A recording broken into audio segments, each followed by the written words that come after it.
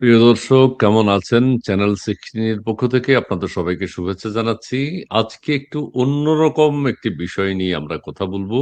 কবিতা, গান, সাহিত্য, কবির ভূমিকা, রাজনৈতিক অঙ্গনে কবিরা কি ভূমিকা পালন করতে পারেন।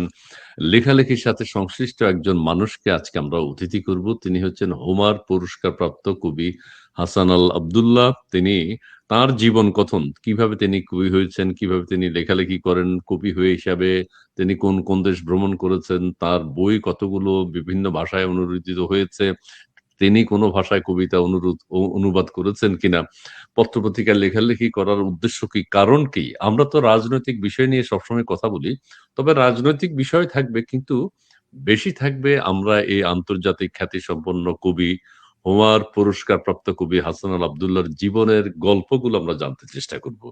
কিভাবে তিনি কবি হয়েছেন, লেখালেখি কবে থেকে শুরু করেছেন, কতগুলো বই লিখেছেন, সনেট লিখেছেন, এগুলো আমরা তার কাছে জানতে চেষ্টা করব। আর দেরি না করে আমরা কবিকে, মানে আজকের অতিথিকে আমাদের অনুষ্ঠানের সাথে যুক্ত করতে চাই। তিনি হচ্ছেন হোমার পুরস্কারপ্রাপ্ত কবি হাসান আল আব্দুল্লাহ। জি, আপনাকে স্বাগত। চ্যানেল 16 এর পক্ষ থেকে শুভেচ্ছা। অশেষ ধন্যবাদ ইসমাইল ভাই। আপনার হাসো দেখতে দেখতে আমিও হাসতে হাসতে কবিতার ভিতরে ঢুকে গেছি। এখন আচ্ছা, আজকে আমরা মানে ডায়ালগ ফর ডেমোক্রেসি এই চ্যানেলে ডায়ালগ ফর পোয়েট্রি হবে। আচ্ছা, dialogue for poetry, dialogue to poetry. তবে আমরা যেটা সাবজেক্ট ঠিক করেছি, জীবন কথন। আমরা, আপনি কবিতা লিখেন, সারা পৃথিবী ঘুরে বেড়াচ্ছেন, ঘুরছেন, বিভিন্ন সভা সেমিনারে যান, কবিতা আবৃত্তি করেন, আপনার কবিতা অন্যরা আবৃত্তি করে, আপনার লেখালেখি, শিল্প, সাহিত্য, গান, এগুলো নিয়ে অনেক আলোচনা হয়। সেই বিষয়গুলো আমরা জানতে চেষ্টা করব। পাশাপাশি আমাদের দর্শকদের যে চাহিদা, পলিটিক্যাল কোনো বক্তব্য যদি থাকে সেগুলো। আপনি তো আর রাজনীতির বাইরের কেউ না। আপনি নিশ্চয়ই রাজনৈতিক সচেতন একজন রাজনীতি মানুষ। ছাড়া রাজনীতি ছাড়া কেউই নন।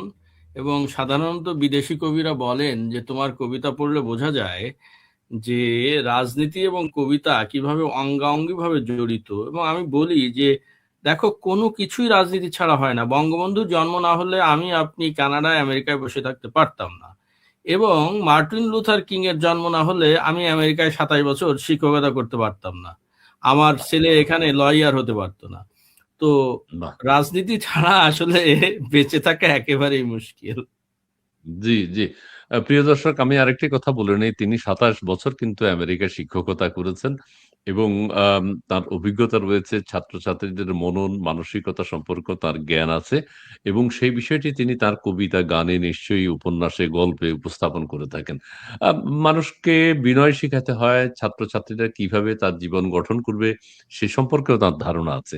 তো আজকে এই ব্যাপক বিষয়টি নিয়ে আমরা কথা বলতে চাই আমাদের জীবন কথন পর্বে। অনেকদিন পর আমরা এই ধরনের একটা অনুষ্ঠান করছি। একটু রাজনীতির বাইরে, কিন্তু রাজনৈতিক আলোচনাও থাকবে। কবি যেমন বলেছেন যে তিনি রাজনীতির বাইরে কোনো কিছুই না। বাংলাদেশের ইতিহাস সম্পর্কেও তিনি জানেন, বঙ্গবন্ধুকে ভালোবাসেন। বাংলাদেশের রাজনীতি সম্পর্কেও তার চিন্তাভাবনা আছে। বিভিন্ন ছড়া, কবিতা, গানে, উপন্যাসে, গল্পে তিনি বাংলাদেশের রাজনৈতিক পরিস্থিতি তুলে ধরেন এবং ডক্টর ইউনূস সাহেবের তিনি একটা নাম দিয়েছেন, সেটি নিয়েও আমরা আসব। কবির কাছে আপনারা যদি কোনো কবিতা বা গল্প শুনতে চান, সেটিও আপনারা অনুরোধ করতে পারেন। কোনো ছড়া শুনতে চান, বর্তমান রাজনৈতিক পরিস্থিতি নিয়ে, সেগুলো আপনারা অনুরোধ করতে পারেন। আমরা সেগুলো তার কাছ থেকে শোনার চেষ্টা করব। জি, আপনি কবে থেকে কখন বাংলাদেশে আপনার শুরুটা যদি আমরা বাংলাদেশ থেকে করি, ছোটবেলা থেকে আপনার জীবনটা কেমন ছিল এবং কবি হিসেবে কখন থেকে আপনার আত্মপ্রকাশ, আপনি কখন উপলব্ধি করেছেন যে আমি একটু লেখালেখি করতে পারি বা আমার দ্বারা হচ্ছে, কখন আপনি রিয়ালাইজ করলেন? জি, প্লিজ। অশেষ ধন্যবাদ। একটু দূরে ফিরে যেতে হবে সেই হাই স্কুল জীবনে। আমার আসলে কবিতা লিখবো বা সাহিত্যের প্রতি এত যে বিশাল টান ছিল তা নয়, তবে একেবারে ছোটবেলা থেকে কিভাবে যেন আমার ভিতরে একটা বোধ জন্ম নিয়েছিল যে আমি অন্য কারোর গান গাইবো না, আমি নিজে নিজে গান বানিয়ে বানিয়ে গাইতাম। ধরুন, জমির আল দিয়ে হেঁটে যাচ্ছি, হঠাৎ করে একটা লাইন বানিয়ে আমি গাওয়া শুরু করলাম, জোরে টান ধরলাম। কখনো বকাও খেয়েছি, কখনো আবার জমির থেকে কেউ মাথা তুলে বসে ভালোই তো, আরেকটু আরেকটু আরেকটু বল। তো এটা আমার একেবারে ছোটবেলা থেকে ছিল। তারপরে আমি যখন ক্লাস 8-এ পড়ি, হঠাৎ করে একদিন আমার গৃহশিক্ষক আমাকে গণিত শেখাচ্ছিলেন। বাই দ্য ওয়ে ৭১-এ আমার বাবাকে হত্যা করা হয়েছে। আমি শহীদ পরিবারের সন্তান। ফলত আমরা মামা বাড়িতে বড় হয়েছি। মামা বাড়ি এবং আমাদের গ্রামের বাড়ি খুব একটা দূরে ছিল না, গোপালগঞ্জেই ৫ মাইলের দূরত্ব। যাই হোক, উনি আমায় গণিত পড়াচ্ছিলেন, হঠাৎ করে বললেন যে ঝড় উঠেছে তখন বৈশাখে। আমার জন্ম আবার পহেলা বৈশাখ। বৈশাখ আমার জন্য খুব একটা ইন্টারেস্টিং মাস। আবার এপ্রিলে ধরতে গেলে এপ্রিলে শেক্সপিয়ারের জন্ম, বৈশাখে রবীন্দ্রনাথের জন্ম। আমি ভালো একটা ও বাবা! আবার আপনার চেহারার মধ্যে নজরুল, নজরুল একটু ভাব হ্যাঁ, আছে। হ্যাঁ, সেটা তো মানে বলতেই চেহারার হয়। মধ্যে আপনার হয়তো আমি সে চুল এবং মুখ দেখলে মনে হয় যেন কবি না, নজরুলের নজরুল প্রতি ছবির নজরুলের মতো। আত্মীয় বা নজরুলের কাছাকাছি এরকম অনেকেই ছবি তুলেছে আমার সাথে, বইমেলায়, কলকাতায়, ঢাকায়। বহু অভিজ্ঞতা আছে এই ব্যাপারে। যাই হোক, সেটা পরে বলা যাবে। এনিওয়ে, তো উনি ঝড় উঠেছে, উনি বললেন যে তুমি একটা কবিতা লেখো। তা আমিও প্রশ্ন করিনি কিভাবে কবিতা লিখতে হয়, কেন কবিতা লিখবো। আমি একটা লিখে দিয়েছি। তো উনি দেখে বললেন ভালোই তো হয়েছে। এই যে যে লিখলাম, যে এই যে শব্দ এবং অন্তমিলের যে ব্যবহারটা আমি করলাম না জেনে, আমাকে কিন্তু বেশ নাড়া দিল। আমি পরদিন আর একটা লিখে ফেলেছি। লিখে আচ্ছা, এখন কাকে শোনাবো? আমার মাকে শুনিয়েছি। আমার মা বললেন তুই লিখেছিস? এই উনি হলেন আমার প্রথম শ্রোতা, এবং আচ্ছা, তখন প্রতিদিনই আমি আপনার বয়স কত? একটু বয়সটা জানতে চাই 14 তখনকার। বছরের মতো হবে, 13 আচ্ছা, 14 14 বছর। বছর। জি, ওই যে প্লিজ, প্লিজ। রবীন্দ্রনাথ বলেছিলেন 13-14 বছরের ছেলের মতো এমন বালাইয়া নাই। তখন তো হুম, হুম, যা কিছু করা যায় আর কি। হুম, হুম, হুম, তো তবে আমি সবসময় বিনয়ী ছিলাম, মানে অসামান্য বিনয়ী ছিলাম বলে গ্রামের লোকেরা আমাকে খুব পছন্দ করতেন। আর আমি নাকি কখনো মিথ্যা কথা বলতাম না, এটা সবারই বিশ্বাস, এখনো অনেকে বিশ্বাস করেন। কিন্তু একেবারে মিথ্যা কথা না বলে তো পারা যায় না, না বলারই চেষ্টা করি। যাই হোক, তো আমার মা হলেন আমার প্রথম শ্রোতা। আমি যখনই ছড়া লিখতাম ওনাকে শোনাতাম, এবং উনি যে আঁতকে উঠতেন এটা আমাকে অনুপ্রাণিত করতো। আমি কাউকে উদ্বুদ্ধ করতে পারছি। দেখুন, আপনি যা কিছুই করেন না কেন, মা কিন্তু আপনার সবচেয়ে বড় শিক্ষক, সবচেয়ে বড় পৃষ্ঠপোষক। হুম, হুম। এবং এরকম নানা রকম গল্প আছে মাকে নিয়ে, তাই না? জি, তো জি। এরপরে আমি কিন্তু আসলে গ্রামে একটা ব্যাপার ছিল, আর তখন এখনো সেই ব্যাপারটা রয়েছে, কবিতা যারা লেখে তারা উচ্ছন্নে গেছে, তারা নষ্ট হয়ে গেছে। তো আমি এটা প্রকাশ করতাম না, ওই মাই জানতেন। তা আমি যখন ম্যাট্রিক পরীক্ষা দিয়ে, যখন ২ মাস সময় ছিল, ২-৩ মাস, আমি ফরিদপুর বেড়াতে গেলাম আমার নোয়া মামার বাড়িতে। উনি ডাক্তার, ও ফরিদপুর মেডিকেল কলেজে বোধহয় ছিলেন ওখানে। তো ওখানে বাসা নিয়ে থাকতেন। তো ওনার বাসার ছাদে, ওই পাশ দিয়ে আবার ট্রেন যেত, ছাদে বসে আমি অনেকগুলো কবিতা লিখেছি। আমার দুর্ভাগ্য বা সৌভাগ্য, আমি কবিতাগুলো ওখানে ফেলে রেখে আসছি। কিছুদিন পরে ওনারা আবার গ্রামে আসছেন, তখনও আমাদের মানে ম্যাট্রিক পরীক্ষার রেজাল্ট বের হয়নি। তো মামি আমাকে ডেকে নিয়ে বললেন যে তুমি কি কবিতা লেখো? আমি তো ভয় পেয়ে গেছি। আমার ছেলেবেলায় আমি লিখেছি, অনন্যা বের করেছে ২ বছর আগে, এই ঘটনাগুলি আছে। তো উনি বললেন যে ভয়ের কিছু নেই, কবিতা লেখা খারাপ কিছু নয়, তুমি কিছু কবিতা ওখানে ফেলে আসছো, এগুলো সংগ্রহ করে রেখো, কখনো কাজে লাগতে পারে। আমি একটু উৎসাহ পেয়ে গেলাম। হুম, হুম। এই বই পড়ে আমার মামাতো বোন আমার সাথে যোগাযোগ করেছে যে আমার আম্মু আপনাকে এই কবিতার জগতে আসতে হেল্প করেছে। আমি অফকোর্স, সেটা তো ভোলা যায় না। আচ্ছা, ছোটবেলার কবিতা মানে প্রথম কি লিখেছিলেন ওই সময়ের কোনো কবিতা কি মনে আছে বা আপনার কালেকশনে আছে এখন? মানে আপনি কি কালেকশনে এগুলো নাই, প্রিজার্ভ তবে ওই করেছেন? লাইনটা আমার মনে আছে, এলো ওই কিরকম? ঝড় উড়িল খড়, মানে এরকম করে আর কি। আচ্ছা। তো তারপরেও ওই, আমি যখন রাজেন্দ্র কলেজে ভর্তি হলাম তখন কাগজ কিনলাম। আমাদের তখন দিস্তা দিস্তা কাগজ কিনা যেত। কাগজ হুম, কিনে হুম, ওই হুম। খাতা বানিয়ে নিজে সেলাই করে ওই খাতায় লেখা শুরু করলাম। যে ওরকম ওই ওখানকারও প্রথম লাইনটা মনে আছে কি, জেগেছে সে, জেগেছে, আবার জেগেছে, এরকম কি করে জানো একটু, হ্যাঁ। তো এগুলি তো সবই মস্ক করা, কিছুই হয়নি। পরে ইউনিভার্সিটিতে এসে যখন কবিতার আসরগুলি, বিশেষত ছড়ার আসরগুলিতে যাওয়া শুরু করলাম, এই যে রিটন ভাইয়ের সাথে যোগাযোগ হলো, পরিচয় হলো। তারপরে হুম, কি বলে, আমাদের সুজন বড়ুয়া বড়ুয়া ছিলেন, হুম, আক্তার হোসেন ছিলেন, এরকম হুম, হুম, ছড়াকারদের সাথে পরিচয় হলো। আস্তে আস্তে হুম, কবিদের সাথে একটু একটু পরিচয় হলো, হেলাল হাফিজকে পেলাম দেশ পত্রিকায়, তখন দৈনিক দেশ নামে একটা পত্রিকা বেরোতো। হ্যাঁ, হুম, হুম, তারপরে হুম। এই তো ছড়া বিভিন্ন জায়গায় ছাপা হওয়া শুরু করলো, বিভিন্ন আসরে যেতে থাকলাম। আমার উত্তরণটা কিন্তু ইউনিভার্সিটিতে এসে খুব তাড়াতাড়ি হয়েছে। মানে যখনই জি। শুনলাম যে ছন্দ আমার ভালো হচ্ছে না, আমি ছন্দের বই কিনে ছন্দ পড়া শুরু করলাম। আমার রুমমেট ছিলেন শহীদ ভাই, উনি আবার বাংলা বিভাগের, ওনার কাছ থেকে আমি ছন্দ সমীক্ষণ পেলাম, তারপরে বাংলা কবিতার ছন্দ পেলাম মনিরুজ্জামানের। এই বইগুলি আমাকে খুব উপকার করেছে। তখন চট করে ছন্দ শিখে ফেললাম। এখন দেখি অনুষ্ঠানগুলিতে আমি আলোচক হয়ে গেছি। এমনও সময় গেছে যে ঢাকা শহরে আমরা প্রতিযোগিতা করতাম যে প্রতিদিন একটা ছড়াছাপা হবে। মানে 7 দিন পত্রিকা খুলে 7 দিন পর পর আমার ছড়া পাওয়া যাচ্ছে, এমনও দিন গেছে। এবং হুম। ছড়ার বই অবশ্য পরে, অনেক পরে বেরিয়েছে আমার। যদিও হেলাল হাফিজ আমার কবিতা, আধুনিক কবিতা ছাপেন। তারপরে বাংলার বাণীতে সোহরাব হাসান প্রথম আমার আধুনিক কবিতা ছাপেন। এই তো, হ্যাঁ। আমি একটা পত্রিকায় জ্ঞান বিজ্ঞান নিয়ে কলাম লিখতাম তখন। আচ্ছা, আপনি লেখালেখি করেছেন, লেখালেখি করে যাচ্ছেন। আমরা একটু কবিতা বা ছড়া আপনার কাছে একটু শুনতে চাই। এখন শুরু জানালে অনুষ্ঠানটি ঝুলে যাবে। মানে ঝুলে হ্যাঁ, যাবে মানে এই যে কবিতা গল্প হবে না তা তো হবে না। শুধু কথার মাঝে, মাঝে আমরা শুধু এগুলো শুনতে কথার চাই। মাঝামাঝি একটা একটা একটা ছন্দময়। কবিতা হোক। তবে আমাদের হ্যাঁ, আমাদের এই রাজনৈতিক পরিস্থিতি নিয়েও যদি আপনার হয় সেগুলো আমরা শুনবো। এখন প্রথম কবিতাটা কি আমরা শুনি? প্রথম জি প্লিজ। কবিতাটি রাজনৈতিক পরিস্থিতি নিয়ে। আচ্ছা জি প্লিজ। বিশ্ববিদ্যালয়ে গুলি, এই হ্যাঁ, কবিতাটি লেখা হয়েছিল শহীদুল ইসলাম চুন্নু ভাইয়ের কে গুলি করে 90 সালে মেরে ফেলেন। হ্যাঁ। এই কবিতাটি তখন আমি একটা কবিতা লিখেছিলাম, I was not satisfied with that poem. আমি আচ্ছা। এর 9 বছর পরে আমেরিকায় বসে আবার বিশ্ববিদ্যালয়গুলি ওই ঘটনা নিয়ে একটা কবিতা লিখেছিলাম। বিশ্ববিদ্যালয়গুলি তো অহরহ হচ্ছে, মানুষ মারছে, মানে ছাত্রদের মারছে, এটা তো আমাদের ভাত মাছ হয়ে গেছে। দেখুন আমেরিকায় বিশ্ববিদ্যালয় গুলি করে যদি একটা ছাত্র মারা যায় তাহলে খবর হয়ে যাবে, কিন্তু বাংলাদেশে অহরহ মারা যাচ্ছে, কিচ্ছু হয় না। কপালের ঠিক মাঝখান দিয়ে গর্ত করে ঢুকে গেছে, উত্তরমুখী পুকুর পাড়ে খাটের উপর রাখা সেই লাশ আমিও দেখেছিলাম। সফেদ চাদরে ঢাকা আপাদমস্তক, মাথার দিকটা তুলতেই এক সুবিশাল গর্ত, পুরো বাংলাদেশ বারুদের মতো ঢুকে গেছে। দোদুল্যমান নারকেলের পাতা আর পুকুরের স্বচ্ছ জলে ভয়াবহ বিষণ্ণতা, ছাত্রদের মুখে আর অধ্যাপকদের ফিসফাসে ভয়াবহ বিষণ্ণতা, অস্তিত্ব আর অবস্থানের বিপরীতে ভয়াবহ বিষণ্ণতা। শীত সকালের কুয়াশার মতো বিষণ্ণতার মলিন কাঁথা ওড়ে বাতাসে এখন।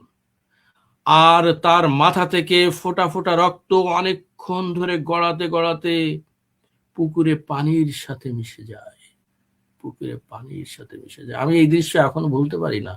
আসলে এখান দিয়ে গুলিটা লেগেছিল পিছনে, এখান দিয়ে গর্ত করে বেরিয়ে বেরিয়ে। জহিরুল হক হলে থাকতেন। হ্যাঁ, আমি উনি আমাদের হলের ভিপি ছিলেন।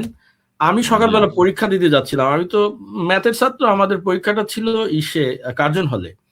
তো উনি দাঁড়িয়েছিলেন পাশে, আমি রিক্সা নিচ্ছি, বললাম আব্দুল্লাহ তুমি, তোমার সাথে কথা আছে। আমি বললাম যে পরীক্ষা দিতে যাচ্ছি, এসে আপনার সাথে দেখা করছি। তো আমাদের পরীক্ষা চলছে, 3 ঘন্টার পরীক্ষা 4 ঘন্টা হয়ে যায়, স্যার আমাদের ছাড়েন না। আমি একটু উপযাচক হয়ে এক স্যারকে প্রশ্ন করলাম, স্যার আমাদের ছাড়ছেন না কেন, ঘটনা কি? বললো যে আব্দুল্লাহ তুমি তো জহুরকালে থাকো, চুন্নু মারা গেছে। তাই নাকি? আমি খাতাটাতে ফেলে দিয়ে এই দরজা খুলে দৌড় মারলাম, আমার পিছনে সবাই দৌড়াচ্ছে, মানে আমার বন্ধুরা। কিন্তু আমরা জহুরকালে অনেক ম্যাথের অনেক ছাত্র থাকতাম। এসে তো দেখি এই অবস্থা, মানে আনবিলিভেবল, আনবিলিভেবল।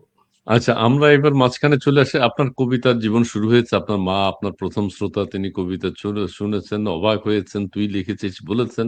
ঠিক আছে, এই ভালো লাগা থেকে আপনার কবিতার লেখালেখি, গল্প, গান, লেখালেখি শুরু। আপনি এই আমরা যদি মাঝখান থেকেই শুরু করি, পৃথিবীর কতগুলো দেশ কবিতার কবি হিসেবে ভ্রমণ করেছেন, কতগুলো সেমিনার সিম্পোজিয়ামে অংশগ্রহণ করেছেন, ধীরে ধীরে আসবো কতগুলো পুরস্কার পেয়েছেন, কতগুলো কবিতার বই আপনার ছাপা হয়েছে, বিদেশে কতগুলো বই আপনার অনুবাদ হয়েছে, কতগুলো কবিতা অনুবাদ হয়েছে, আপনি কারো অনুবাদ করেছেন কিনা, আমরা এই জায়গায় চলে আসতে চাই। মাঝে মাঝে আমরা একটু আপনার ছড়া, গল্প, কবিতা শুনবো। জি প্লিজ। এখন কথা হচ্ছে যে আপনি এই যে মার্কিন যুক্তরাষ্ট্রে কবে আসেন এবং শিক্ষকতার পাশাপাশি আপনি কবিতা নিয়ে বিশ্বের কতগুলো দেশে গেছেন? জি প্লিজ। আমি উত্তরটা এইভাবে দেই, আমি 90 সালে এখানে আসি। এখানে আসার পরে 1 বছর আমি কিছু লিখতে পারিনি, কারণ জীবন জীবন আমি ছাত্র হিসেবে আসি এবং আমি এখানে হান্টার কলেজে ভর্তি হই, সিটি ইউনিভার্সিটি অফ নিউ ইয়র্কের, ম্যাথ নিয়েই। কিন্তু আমি আবার কবিতা লেখা শুরু করি 1 বছর। আমি তখন কিছুদিন কুইন্সে থেকেছি, কিছুদিন ব্রুকলিনে থেকেছি। 1 বছর পরে আমি প্রথম যে কবিতাটি লিখি খাবো, এই কবিতাটি বিশ্ববিখ্যাত হয়েছে, অনেক ভাষায় অনুদিত হয়েছে। আমি খাবো, খাচ্ছি এবং আরো খাবো, যা যা আচ্ছা, পাবো একটু আমি খাবো। শুনিয়ে দেন, একটু শুনিয়ে দেন, যেহেতু সকাল খাবো, রেফারেন্স এটা। সন্ধ্যা খাবো, রাত্রি খাবো, কাজে যাওয়া আসার সময় ট্রেন বাসের যাত্রী খাবো, আমি খাবো, আমি খাবো। আমি যেখানে যাই আমি খাবো, আমি খাবো সবাইকে দিয়ে পড়াই। মানে আমি যখন পড়ি সাথে সাথে ওরা অনুরণন করে। এবং এই পোল্যান্ডে, তারপরে ইউক্রেনে, ইউক্রেনে যাইনি, চেক রিপাবলিকে, তারপরে ওদিকে আফ্রিকার দেশ মরক্কোতে, কেনিয়াতে, তারপরে এদিকে ল্যাটিন আমেরিকায় গেছি, যেখানে গেছি, আবার ইন্ডিয়াতে, হ্যাঁ, গ্রিসে, যেখানে গেছি এই কবিতাটি সম্প্রতি হিব্রু আপনি ভাষায় আবৃত্তি করেছেন, হিব্রু ভাষায় হচ্ছে। হিব্রু ভাষায় এই কবিতাটি অনুবাদ, মানে আমাকে বলেছেন কবি আমির ওয়ার যে তোমার 10টা কবিতা দাও। আমি জানি না উনি কেন চেয়েছেন। পরে বলছেন খাবো কবিতাটি কই, মানে এটা এতই বিখ্যাত হয়েছে। আমি বললাম ওইটা তো, উনি বলেছেন 1 পৃষ্ঠার কবিতা। আমি বললাম ওইটা তো 1 পৃষ্ঠা একটু বেশি, বলে তাতে কোনো সমস্যা নেই। এরপরে আমির ওয়ার কিন্তু খুব বিখ্যাত কবি, আমরা ধরে নিই যে উনি নোবেল পুরস্কার পাবেন। উনি বিশ্বের সর্বোচ্চ কবিতা পুরস্কার, যেটা বলে গোল্ডেন রিথ, ওইটা পেয়েছেন। উনি উনি আমাকে খুবই মানে সম্মান করে, আমরা একে অপরকে খুবই সম্মান করি, ভালোবাসি। এবং বলতে হয় যে ওনার আমেরিকা থেকে একটা সিলেক্টেড পোমস বেরিয়েছে, যার ভূমিকা লিখেছি আমি, মানে আমাকে সেই সম্মানটা তিনি দিয়েছেন। পরে কবিতাটি উনি অনুবাদ করেছেন, আরবিতে অনুবাদ হয়েছে, মরক্কো থেকে একটা বইও আমার হবে। আচ্ছা, এখন আমরা এই দর্শকদের অনুরোধ, দর্শকদের ভালো লাগার জন্য আপনার খাবো কবিতাটা শুনতে চাই। এবং খাবো কবিতাটা যে অন্য কোনো ভাষায়ও কি আপনি আবৃত্তি করতে আমি পারবেন কিনা ইংরেজিতে সেটা করতে পারবো, অন্য কোনো ভাষায় আমি করতে পারবো না। আরবিতে অথবা আমার হিব্রুতে, বাই দ্য যেটি। ওয়ে, আমার কবিতা সমগ্র 1 এবং 2 537টা করে এক মাই একটা, গড! এটা অনন্যা করেছে। তারপরেও আমার আরো কিছু বই, শুধু কবিতা, আমি তো সাহিত্যের নানা সব শাখায় কাজ করেছি কিছু কিছু। জি, জি। খাবোটা একটু খুঁজতে হবে, কোথায় আছে। খাবোটা খুঁজতে হবে। আমি খাবো, খাচ্ছি এবং আমি পড়তে শুরু করি, খুঁজতে পেয়ে যাবো। জি, জি, জি, জি, আমি জি। খাবো, খাচ্ছি এবং আরো খাবো, যা যা পাবো আমি খাবো। সকাল খাবো, সন্ধ্যা খাবো, রাত্রি খাবো, কাজে যাওয়া আসার সময় ট্রেন ও বাসের যাত্রী খাবো, আমি খাবো, আমি খাবো। আকাশ খাবো, পাতাল খাবো, ভদ্রলোকার মাতাল খাবো, চন্দ্র খাবো, সূর্য খাবো, হাজার রনের তুর্য খাবো, ইচ্ছা মতন আসবো যাবো, ইচ্ছা মতন কিচ্ছা খাবো, আমি খাবো, আমি খাবো। রৌপ্য খাবো, স্বর্ণ খাবো, মুখ চোখ ও কর্ণ খাবো, বিশ্বের সব বর্ণ খাবো, আমি খাবো, আমি খাবো। দালান কোঠা গাড়ি খাবো, সব শুয়োরের নারী খাবো, ভণ্ড খাজার দাড়ি খাবো, আমি খাবো, আমি খাবো। প্রজা খাবো, রাজা খাবো, মৃত নয় তাজা খাবো, অত্যাচারীর সাজা খাবো, আমি খাবো, আমি খাবো। ইংরেজিতে পড়া দরকার না? ইংরেজিতে পড়েন। ইংরেজিটা বের করতে করতে আপনি এই কথাটা একটু বলে নেন যে এই খাবোর প্রতি আপনার কি মানে কোনো ঘৃণা, ক্রোধ, মানে অশান্তি থেকে কথাগুলো এসছে? অবশ্যই। আজকে সারা পৃথিবীতে কি চলছে, যুদ্ধ বিগ্রহ, এগুলি যদি না থাকে তাহলে তো আমরা শান্তি পাই, তাই না? জি। এই যুদ্ধ বিগ্রহ, এই দেখুন আমাদের দেশে কি চলছে। আমি যদি টাইরান্টদের খেতে পারি, মানে খাওয়া তো এখানে আসলে খেয়ে ফেলানো না, এদেরকে প্রশমিত করা, এদেরকে নির্মূল করা। এই টাইরান্টদের যদি নির্মূল করা যায় তাহলে তো আমাদের পৃথিবীতে শান্তি। আমি মনে করি, সম্প্রতি আমি একটা কবিতা লিখেছি, এটা নিয়ে যথেষ্ট আলোচনা হয়েছে সারা পৃথিবী জুড়ে। কবিতায় এটি আমি কনসেন্ট্রেশন ক্যাম্প দেখে পোল্যান্ডে, গত বছর আমি পোল্যান্ডে 1.5 মাস ছিলাম, ক্যাম্প দেখে ফিরে এসে আমি বেশ কয়েকদিন কবিতা লিখতে পারিনি, মানে এই ভয়াবহ অভিজ্ঞতা। এবং আমি বলেছি এটা আমাদের একাত্তরের অভিজ্ঞতা তো আমি দেখিনি, কিন্তু আমি যা ছবিতে দেখেছি, আমার বাবাকে হত্যা করেছে, সবকিছু ওখানে আছে। আমি বললাম যে আমাদের কাছে এটা অন্তত নতুন না, it has been repeated in Bangladesh in 1971। কিন্তু একটা কবিতা লিখলাম, ওখানে আমি লিখেছি সব দেশই আমার দেশ, সব মানুষই আমার মানুষ। আচ্ছা। আমরা যদি এইভাবে ভাবি তাহলে কিন্তু এই যুদ্ধ বিগ্রহ, এই মারামারি কাটাকাটি, ধর্মে ধর্মে বিরোধ, গোত্রে গোত্রে বিরোধ, দেশে দেশে বিরোধ, এই পাওয়ার লড়াই কিন্তু থাকে না। সেই দৃষ্টিকোণ থেকে আর কি। এই যে এখানে পত্রিকার একটা শিরোনাম আমি এখন বলি, কয়েকটি শর্ত পূরণ হলে আন্তর্জাতিক বাহিনীতে যোগ দেবে বাংলাদেশ। কয়েকটি শর্ত পূরণ হলে গাজায় আন্তর্জাতিক বাহিনীতে যোগ দেবে বাংলাদেশ। তো বাংলাদেশের মানুষের মতামত উপেক্ষা করে এই শফিকুল আলম কথাটা এখন কিভাবে বললো না, যে এরা তো গাজায়? চাপিয়ে দিচ্ছে, এরা তো এটা চাপিয়ে কোনো দিচ্ছে। কথা হইল? এটা কোনো কথা? আরেকজন এখানে বসে নিজের অন্যের দেশের ভারপ্রাপ্ত ভারপ্রাপ্ত প্রেসিডেন্ট প্রেসিডেন্ট হয়ে নিজেকে গেছে। ঘোষণা করেছে। এই এগুলি যে তো এই যে এই কি যে বলবো। আমাদের ইয়ে ডক্টর খলিলুর রহমান যে আমেরিকা আসলো, আমেরিকা এসে সৈন্য পাঠানোর কথাটা তিনি এই প্রস্তাব দিয়েছেন যে আমাদেরকেও সাথে রাখেন। এটা কোনো কথা? না, এখন এই যে বাংলাদেশের মানুষের পাচাটার যে ব্যাপারটি, পাচাটা পা যদি না চাটেন তাহলে ক্ষমতায় তো থাকতে পারবেন না। ক্ষমতায় বাংলাদেশের গিয়েছেন মানুষের তো আবেগ অনুভূতি কোথায় এখন? একেবারে একেবারে মানে সে- এরা মনে করে কি যে মানুষকে যে কোনো ভাবে শোষণ করা যায়, ইতিহাসকে মুছে দেওয়া যায়, কিন্তু মানুষ কিন্তু জি জেগে ওঠে, মানুষ কিন্তু বোধ বুদ্ধিহীন নয়। তাহলে আমাদের সমাজটা এগিয়ে যেত না, তাহলে আমি কবিতা লিখতাম না, জি তাহলে শেক্সপিয়ারের জন্ম হতো না, রবীন্দ্রনাথের জন্ম হতো জি না। জি হ্যাঁ, জি যেমন ইয়ে নজরুলকে কিন্তু বলবীর চির উন্নত মম শির, শির শিহারি নত শির ওই শিখর হিমাদ্রির।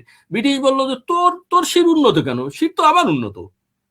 নজরুলকে কিন্তু সেজন্য ও সেজন্য মানে এক্স্যাক্টলি এই কবিতাটির জন্য না, আহ, আনন্দময়ীর আগমনের নজরুল জন্য ওনাকে জেলে দেওয়া হলো। তো তোর শির কেন নিজেই উন্নত, তো কিন্তু আমাদের শির কিন্তু উন্নত হয়েছে, আমরা ব্রিটিশ থেকেও বেরিয়ে আসছি। আলাদা হয়েছে। হ্যাঁ, মানে my head is ever higher. তোমার হেড কেন এভার হায়ার হবে? আমাদের হেড হায়ার। কিন্তু মানুষ কিন্তু জেগে ওঠে, মানুষ কিন্তু এই যে কবিতা যে কিছু করে না, কবিতার আমি বলি সাহিত্যের সব শাখাই তো, শিল্পকর্ম, এগুলি তো মানুষের জন্যই। জি, রাজনীতিও তো মানুষের জন্য। বঙ্গবন্ধু আচ্ছা, রাজনীতি করেন নাই মানুষের জন্য, মার্টিন লুথার কিং অফকোর্স। রাজনীতি করেন নাই মানুষের জন্য, তারপরে জি, নেলসন ম্যান্ডেলা মানুষের জন্য রাজনীতি করে নাই, ইয়াসির আরাফাত মানুষের জন্য রাজনীতি করে নাই। এরকম শত শত নেতার কথা বলা যায়, মানে এই এই ধরনের নেতা শত শত পাওয়া যাবে না, বাট আছে। আচ্ছা আলেন্দে আচ্ছা আচ্ছা। আলেনদের কথা বলা যাবে না? অবশ্যই। জি চে গুয়েভারার কথা বলা যাবে না? অবশ্যই বলা যাবে। তো জি, ইংরেজি কবিতাটা কি আছে? ইংরেজি কবিতাটা হাতের কাছে আছে? প্রচুর ইংরেজি বিষয় আমার কবিতাটি তো। হাতের কাছে আমি আছে। দর্শকদের মতামত একটু পড়ি। ইসমাইল হ্যাঁ, ভাই, মতামত করেন। আমি ইংরেজি ইসমাইল কবিতাটা ভাই, ইসমাইল সাহেব, আপনার মুখে প্রথম 6 লাইন শুনতে চাই। কোন কবিতাটা? আপনার মুখে প্রথম 6 লাইনে বলবীর এটা? বলো চির উন্নত মম শির, শির হ্যাঁ, ইংরেজি নেহারি কবিতাটা বলা আমারই যায়। নত শির ওই শিখর হিমাদ্রির। বল মহাবিশ্বের মহাকাশ ফাঁড়ি, চন্দ্র সূর্য গ্রহ তারা ছাড়ি, ভুলোকে দোলকে গোলক ভেদিয়া, খোদার আসরে আরো সেচ দিয়া, উঠিয়াছি চির বিস্ময় আমি বিশ্ববিধাত্রীর। বলবীর। মমললাটে রুদ্র ভগবান জলে, রাজ রাজ টিকা দীপ্ত জয়শ্রীর, বলবীর চির উন্নত মম শির। জি, আপনি কবি কিন্তু আপনি ভালো একটু ধরেন। আবৃত্তি করেন, আমাকে বেশ কয়েকজন বলছেন যে না না আপনি খুব ভালো আমার আবৃত্তি করেন, আমার ছড়া আবৃত্তি করে দেন না। না, না। আপনি কবির সব শেষে কবিতা তো নজরুল ইসলাম সম্পর্কে আপনি বের করলে হ্যাঁ, বললেন, বের করেছি। নজরুল ইসলাম সম্পর্কে আমি একটা কথাই বলি, বিশ্বের সেরা কবিদের একজন, বিশ্বের সেরা গীতিকারদের একজন, বিশ্বের সেরা লেখকদের একজন, বিশ্বের সেরা মানে সবকিছুতে সেরা সঙ্গীত শিল্পী, সুরকার হিসেবে একজন। আপনি জি, যখন সেই হচ্ছে তুললেন নজরুল কথাটি, ইসলাম। গত জি, বছর পোলিশ আহ, আহ, আন্তর্জাতিক পোয়েট্রি ফেস্টিভ্যালে কাজিমিয়ার বুরনাত আমাকে জিজ্ঞেস করেছিলেন জি। যে নজরুল কি এখনো এই যে বাংলাদেশে যে ইয়ে চলছে, তো উনি মনে করেছেন নজরুলকে জাতীয় কবি হিসেবে আর রাখে নাই। তো বললেন নজরুল কি এখনই জাতীয় কবি আছে? আর তুমি তো রবীন্দ্রনাথ নোবেল পুরস্কার পেয়েছেন, তার ঐতিহ্য থেকে এসছো, আর তুমিও বিশ্বের নানা দেশে যাচ্ছ, তুমি নিজেকে কোন জায়গায় দাঁড় করাবা? তা আমি বললাম দেখো, নজরুলকে যখন তোমার দেশে আমি প্রথম আসলাম, গত বছর আমি এই যে পঞ্চমবারের মতো গেলাম আর কি, হুম, তখন অ্যাডাম মিকোভিচের কথা জানলাম। অ্যাডাম মিকোভিচ হলো পোলিশ জাতীয় কবি, উনি ইউক্রেনের জাতীয় কবি, উনি 3টা দেশের জাতীয় কবি, এবং উনিও নজরুলের মধ্যে তার একটা জীবন, উনি যুদ্ধ করেছেন। তাই আমি হুম, বললাম ওনার লেখা এবং ওনার জীবন আমাদের নজরুলের সাথে একেবারেই মিলে যায়। এবং এই দুইজনকে আমার মনে হয় বিশাল পাহাড়, আর আমি পাহাড়ের সামনে একটা পিঁপড়া। তো নজরুলের সামনে যদি একটা পিঁপড়া হয়ে বেঁচে থাকা যায়, এটা তো বিশাল ব্যাপার। এত বাবা! বড় মাপের কবি নজরুল, ও ম্যাডাম বাপরে কবিজ। বাপ! জি, জি, আপনার কবিতায় আসি আই এবার। উইল ইট, হুম। এই খাবো কবিতার ইংরেজি। I will eat, eating now and will eat more. Whatever I get, I will eat for sure. I will eat the dawn, the dusk, and the dark. On the way to work, back to home, I will eat on the train and bus. I will eat whatever I pass. I will eat heaven and hell, wise guys and the loon. I will eat the sun and the moon. I will come and go as I wish, eating the bugle of 1,000 battles at ease, scandals too, whatever I please. I will eat silver, gold, eyes, ears, and the face. I will eat each and every race. I will eat palaces, coaches, guards of all, swine and roaches. I will eat the musk of the hypocrite. Yes, I will eat. I will eat peasants. The monarch's head, alive, not the dead. The tyrant's fate with feet. I will eat. আরে বাপরে আমি যেটা থেকে বাপ! পড়ছি এটা তো under the thin layers of light. এই বইটা আমার পোলিশ ভাষায় অনুবাদ হয়ে বেরিয়েছে, ক্যাথারজিনা জর্জিও করেছেন। চাইনিজ ভাষায় অনুবাদ হয়ে বেরিয়েছে, পোলিশ ভাষায় পোল্যান্ড থেকে, চাইনিজ ভাষায় অনুবাদ হয়ে বেরিয়েছে তাইওয়ান থেকে। এটা করছেন লি কিউশিয়াং, উনি মারা গেছেন গত বছর। তার স্মৃতির প্রতি শ্রদ্ধা জানাচ্ছি। চাইনিজ ভাষায় কি একটু শুনতে পারবো? আমি তো চাইনিজ বলতে পারি না। আর স্প্যানিশ ভাষায় করেছেন দানুতা জেসেডা। উনি পোলিশ আচ্ছা, আচ্ছা। কবি, কিন্তু উনি অনেকগুলো ভাষা জানেন, বহু ভাষাবিদ। এটা মেক্সিকো থেকে গত বছর বেরিয়েছে। আর আরবি ভাষায় করছেন, এটা বের হবে এবছর, হয়তো ইসে থেকে বের হবে, মরক্কো থেকে বের হওয়ার কথা আছে। ওদিকে ইসেও হচ্ছে, কি বলে, ফরাসি ভাষায় হচ্ছে। এত ভাষায় হওয়ার কারণটা কি? তারা কবিতাটা পছন্দ করেছে খুব, না? এই বইটা বেশ বিখ্যাত হয়েছে। এই বইয়ের জন্যই আমি হোমার পুরস্কার পেয়েছি। Good, good. এই বই বের এখানে হওয়ার পরে। কতগুলো কবিতা আছে? কতগুলো কবিতা আছে এখানে? এই বইয়ে কত, এই বইয়ের 48 থেকে 50টা কবিতা আছে। আচ্ছা, আমি এখানে একটু দর্শকদের মন্তব্য নিয়ে, কবি স্যার আপনাকে দেখে অনেক ভালো লাগছে। অনেকদিন পরে আপনার লাইভ দেখতে আসলাম। একটা কবিতা শুনতে চাই। আচ্ছা, ঠিক আছে। কবিতা হবে মাঝে মধ্যে, দয়া করে কমেন্টের উত্তরটা দিবেন। আমি অনেক ভিডিও দেখি আপনার। আপনি কোথা থেকে বলছেন? জি, ধন্যবাদ আপনাকে। কবি স্যার আপনাকে, জি, এটা পড়েছি। জি, সিনিয়র নেতাদের প্রতি অনুরোধ করছি ফেসবুকে আসার জন্য, সাধারণ কর্মী রাজপথে নামার জন্য প্রস্তুত নিন। জি, দেশের রাজনৈতিক অবস্থা খুব খারাপ। এই যে আমাদের পরিকল্পনা উপদেষ্টা বলছেন, রাজনৈতিক অনিশ্চয়তায় অর্থনীতিতে মন্দাভাব, হচ্ছে না কাঙ্ক্ষিত বিনিয়োগ। আর আমাদের বিডার চেয়ারম্যান লাফাচ্ছে বিনিয়োগে নাকি বাংলাদেশ ভরে যাচ্ছে। এখানে কিন্তু আরেকটা কথা কবি আপনাকে আমার একটা বলি। ছড়া আছে, আমি বলিনি। রাজপ্রাসাদের যে যায় সেই স্বৈরাচার, এই তো সুযোগ নিজের আখের কইরাচার।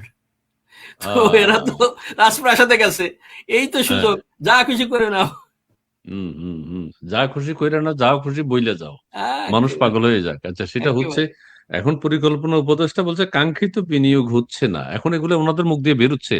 সুজন সম্পাদক আজকে বলছে তত্ত্বাবধায়ক সরকার ছাড়া নির্বাচন ভালো হবে না। ঠিক আছে, আবার বলা বলি করছে রেহমান সোবহানকে তত্ত্বাবধায়ক সরকারের প্রধান করা যায়।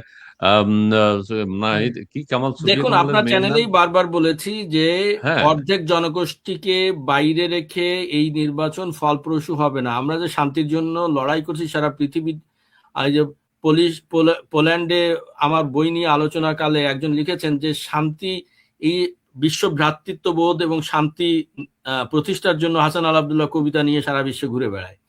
এই শান্তির জন্য ঘুরে বেড়ায়, এই শান্তিটা হবে না, আমার দেশেই হবে না যদি অর্ধেককে বাইরে রাখা। হ্যাঁ, তত্ত্বাবধায়ক সরকারের আন্ডারে যদি হয় এবং সবাইকে নিয়ে হয় এবং যত তাড়াতাড়ি হয়, আপনারা যত তাড়াতাড়ি যান ততই মঙ্গল। কারণ 6.7 আমাদের জিডিপি থেকে এখন 3.4-এ আসছে। আগামী বছরে দুর্ভিক্ষ হবে। 3.4 জিডিপি মানে কি? দুর্ভিক্ষ আসছে। আমরা তো বুঝি, কিছুটা তো বুঝি। এটা বোঝার জন্য তো রকেট সায়েন্স সায়েন্টিস্ট হওয়ার দরকার নেই। হুম হুম হুম কিন্তু আপনারাও সেটা বোঝার চেষ্টা করেন, আপনারা ওই গর্তে থেকেন না, পিশাচের মতো আচরণ করেন না। হুম হুম হুম। একটা লোক দেশে 12ই ফেব্রুয়ারি তার কথা মতো নির্বাচন হবে, মার্চে উনি নাকি হ্যাঁ, জাপান সফর সেটা আমি করছেন। দেখলাম এটা খবরে, কিভাবে এবং সম্ভব? সাইফুল এটা ভাই একটু কিভাবে আগে সম্ভব? আপনার চ্যানেলে যে আলোচনা হ্যাঁ, করছিলেন, এটা আনবিলিভেবল।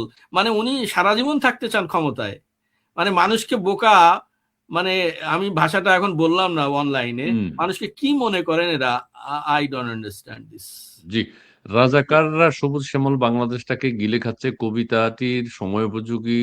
ধন্যবাদ ইসমাইল ভাই ও প্রিয় অতিথিকে। জি, আপনি সময়োপযোগী ডক্টর ইউনূসকে নিয়েও আপনার অনেক কবিতা আছে। আপনার রিসেট বাটন পুশ আছে, আপনার কি যেন আরো আমিও তো ছড়া। পড়ছি বেশ। ছড়া, ছড়া, ছড়া, ছড়া, ছড়া। প্লিজ এই ছড়াগুলো সময়োপযোগী হবে। আপনার প্রতিবাদ, কবির প্রতিবাদ, আচ্ছা, ছড়াকারের হ্যাঁ, প্রতিবাদ আমি কবিতারে। আমি জি, একেবারেই শুরু থেকে বুঝেছি যে আমাদের দেশটা দখল হয়ে যাচ্ছে। আমার ঐতিহ্য যদি না থাকে, আমার কবিতা কিসের? ফলত জি। আমার আমার দ্রোহ, এই দ্রোহটি আমি কবিতায় সচল রেখেছি। এর জন্য আমি যথেষ্ট থ্রেট পাচ্ছি। কিন্তু ভাইরে, যে একবার জন্ম নিয়েছি, মারা যাবো একবার, কিন্তু আমার কাজ তো আমাকে করে যেতে হবে। জি, জি, ছড়া, ঠিক আছে, একটা ছড়া পড়া যাক জি। একেবারে সর্বশেষ দিকে। উম, আচ্ছা ইসমাইল খুনি ভাই। সাম্রাজ্য। জি, জি, জি। প্রকাশ্যে যে বলছে আমি খুনি, সেই ছেলেটা অনেক ভালো, সেই ছেলেটা গুণী। নজরুলের পাশে মাটি দেওয়া হয়। সেই ছেলেটা ইনুস রাজার, তারা নাকি হাজার হাজার। আজব দেশে আসুন সবাই, তাদের কথা শুনি। বুক ফুলিয়ে রাস্তা দিয়ে হাঁটছে এখন খুনি। মানে আহ, বিশ্ববিদ্যালয়ের শিক্ষকেরা ভয়ে ভয়ে হাঁটেন, আর আচ্ছা, হত্যাকারী খুনিরা। রিসেট বাটন নিয়ে আপনার একটা, আমি জানি না আপনার কবিতাগুলো সামনে আছে কিনা, ছড়াগুলো সামনে আছে কিনা। এইখানেই আছে রিসেট বাটন, আমি খুঁজছি। জিরো। রিসেট জিরো জিরো আপনি জিরো পড়েছেন। একটা আছে। Yes, yes, yes, zero zero zero জিরোতে জ্বলছে একটু। আগুন সারা দেশে, ইনুস এখন নিরো। আচ্ছা। বাঁশির সুরে একে একে জঙ্গিরা হয় হিরো। সাগর পথে আসছে ডলার, সরছে মাটি পায়ের তলার। সাগর পথে আসছে ডলার, সরছে মাটি পায়ের তলার। বাঁশের লাঠি ধেয়ে এলে থাকবে না আর শিরো। আগে ছিলেন নোবেল জয়ী, আজকে তিনি জিরো। জি, জি, জি, জি, জি, আসলে ধন্যবাদ। মানুষকে মানুষকে জানতে হয় যে আপনি কতদূর যেতে পারেন। দেখুন, জি। কবিতা একটা, শিল্পে সাহিত্যে একটা বিশাল ব্যাপার। আপনি কোথায় হুম, থামবেন এটা জানা, কোন হুম, জায়গায় হুম, কবিতাটি শেষ করবেন। হুম, হুম, কবি, হুম। হাজার হাজার কবি কবিতা লেখে, কিন্তু কোন জায়গায় শেষ করবেন এটা জানে না। তো ওনারও জানা উচিত ছিল উনি কোথায় শেষ করবেন। উনি আমাদের শ্রদ্ধাভাজন ছিলেন, সেইখানটায় থাকা উচিত ছিল, থাকতে জি, পারেন। কিছুক্ষণ আগে কক্সবাজারের মাতারবাড়ির কয়লা বিদ্যুৎ কেন্দ্রীয় প্রকল্পে অগ্নিকাণ্ড, দেশের সকল উন্নয়নগুলো ধ্বংস হচ্ছে। না, আচ্ছা, এটা তো এরা এটা সত্য তো হলে দুঃখজনক। ধারাবাহিকভাবে ধ্বংস করে দেওয়ার জন্য ওরা এসছে। ওরা তো বলছে যে আমাদের এই দেশকে নিয়ে যাওয়া হবে মধ্যযুগে, যেখানে ঘোড়ায় চড়ে মানুষ চলাচল করতো। ওরা তো বলেছে। এটা তো ইস, জি, আমার সোনার বাংলা, আমি তোমায় ভালোবাসি। জি, আপনাকে ধন্যবাদ। আচ্ছা ইসমাইল ভাই, কবি স্যারের কাছে আমার প্রশ্ন, সারা জীবন প্রবাসে থেকে যেতে হবে, আমরা কি মা বাবার ছোঁয়া পাবো না? দেশে কি যেতে দেবেন আমাদেরকে? আচ্ছা, আচ্ছা, উনি প্রবাসে থাকেন সম্ভবত। হ্যাঁ, ঠিক আছে, রিসেট অনেক বাটন। ধন্যবাদ। Reset button, reset button. জি, রিসেট বাটন চাপ দিয়েছে, কি সেট হবে জানো কি তা? ষড়যন্ত্রকারীর মাথা মাপতে লাগে 2 গজ ফিতা, কারণ ওর মাথা তো অনেক বড়। অতীত দিয়ে পতিত জমি করবে কেন চাষে রাজা, জেহাদিদের সাথে খাবে ডেমোক্রেসির পাপড় ভাজা। আহা, জিন্না আয়ুব ইয়া হিয়া তার মাথাতে হাত বোলাবে, আশির কোঠায় আর কে আছে যে এসে তার প্যান্ট খোলাবে। রিসেট বাটন চাপ দিয়েছে, ভুলে গেছে কে তার বাবা, যে পায় সুযোগ পতাকাতে নোংরা নখে মারে থাবা। চমৎকার, চমৎকার। আপনি কতগুলো দেশ ভ্রমণ করেছেন কবিতা নিয়ে? কতগুলো দেশ আপনাকে ইনভাইট করেছে? সেখানে কোন কবিতাটা বেশি শুনতে চায় এরকম? গুনে দেখতে হবে। এই আমার দেশ ভ্রমণ, কবিতা নিয়ে দেশ ভ্রমণের 10 বছর পূর্তি হলো। আমি প্রথম গিয়েছি চীনে, হুম, এবং চীনে খুব মজার একটা ব্যাপার হয়েছিল। ওরা 32 দেশের কবিদের দাওয়াত করেছে, পতাকা দিয়ে ওরা ব্যানার করেছিল। বাংলাদেশের পতাকা শুরু, ইউএস এর পতাকা শেষ, মানে বি দিয়ে বাংলাদেশ, ইউ দিয়ে ইউনাইটেড স্টেটস। হুম, তো হুম, হুম, এইটা হুম, হুম, হুম, এইটা আমি খুব এনজয় করেছিলাম। ওখানেই আমার শুরুটা। তারপরে গিয়েছি গ্রিসে। গ্রিসে গেছি 19 সালে। হুম, গ্রিসে দ্বিতীয়বার গিয়েছি গত বছর। হুম, তারপরে তো 19 সালেই পোল্যান্ডে গেলাম। পোল্যান্ডে তো বারবার যাওয়া হয়েছে। 19 সালে গেলাম, হুম, হুম, 20 সালে গেলাম, 21-এ যাইনি, 22-এ গেছি, 23-এ গেছি, 24-এ গেছি, 25-এ, 5 বার হলো। সম্ভবত পোল্যান্ডে যেখানে যাই এই অনুষ্ঠান, ওরা বলে তোমাকে ছাড়া এখন আর, পোল্যান্ডকে আমি বলি যে আমার যাবো না। আমার দ্বিতীয় দ্বিতীয় জন্মভূমি। কারণ আহা, পোল্যান্ডে এত বেশি আমার কবিতা পাঠ হয়েছে, এত বেশি অনুবাদ হয়েছে, এত বেশি প্রচার হয়েছে, এত বেশি আলোচনা হয়েছে। এবং আমি গত বছর এবং তার আগের বছর 2 বছর অন্তত 12টা একক অনুষ্ঠান হয়েছে আমাকে নিয়ে। জি, মানে 2.5 ঘন্টার অনুষ্ঠান, 2.5-3 ঘন্টার অনুষ্ঠান। আমি কবিতা পড়েছি 1.5 ঘন্টা, তারপরে প্রশ্নোত্তর, তারপরে বুক হুম, সাইনিং। পোলিশ ভাষায় আমার 2টো বই বেরিয়েছে। হুম, হুম, যেটা বললাম, under the thin layers of লাইটের একটা, আরেকটা বই গত বছর যেটা বেরিয়েছে, এই তো বইটা সামনেই আছে। এটা হলো the scatter display of limbs. এটা বর্তমান সময়ের ঘটনা, কিন্তু the scatter hmm, display of বুঝছি, লিমস মানে বুঝছি, ছড়িয়ে ছিটিয়ে থাকা হাড়গোড়। সারা পৃথিবীতেও হুম, এরকম হয়েছে, বোমা ফেলে আমরা হুম, হাড়গোড় ছড়িয়ে হুম, রাখছি। হুম, হুম, তো হুম, এটাও কাতার্জিনা জর্জিও অনুবাদ করেছেন। হুম, আমার খুব সৌভাগ্য যে আমি এমন একজন অনুবাদক পেয়েছি। এবং মজার ব্যাপার, গত বছর এই বইটা নিয়ে একজন লিখেছেন যে হাসান আল আবদুল্লাহ কবিতায় যা দিয়েছেন ইউরোপের কবিরা তা আমাদের দিতে পারেন। আমি কয় কি, বাহ, এটা বিশাল বাহ, ব্যাপার। বাহ, বাহ, বাহ, বাহ, বাহ। তো ওগুলো এবং সেই দেশের ভাষায় অনুবাদ হয়, এই তো? হ্যাঁ, হ্যাঁ, অনুবাদ, গুড, গুড। 18 আচ্ছা, ভাষায় আর অনুবাদ যে, হয়েছে এ পর্যন্ত আমার কবিতা। গুড। আর টাকলা ভাই, সার্কাস কবি ভাইয়ের মাথায় চুল, অনেক চুল, এই মালের মাথা থেকে কিছু চুল, চুল দাম নেন। আচ্ছা, ঠিক আছে, কিনে নিন। আপনি যে ভাষায় কথা বলছেন, আমার সম্মান কমে নাই, আপনার সম্মান বাড়েও নাই, ঠিক আছে? আপনার চরিত্র বোঝা গেছে, পারিবারিক ঐতিহ্য বোঝা গেছে, ঠিক আছে? ভাষা সুন্দর করুন, না, ভালো আমরা হবে। ভাষা সবাই সুন্দর করতে পারি। আমার ভাষা আমার সবাই সুন্দর ছাত্ররাও করুন, যখন বাজে ভাষায় কথা বলে, আমি বাবারা একটু তোমার ভাষাটা সুন্দর করো, তাতে সমস্যা নেই। অবশ্যই।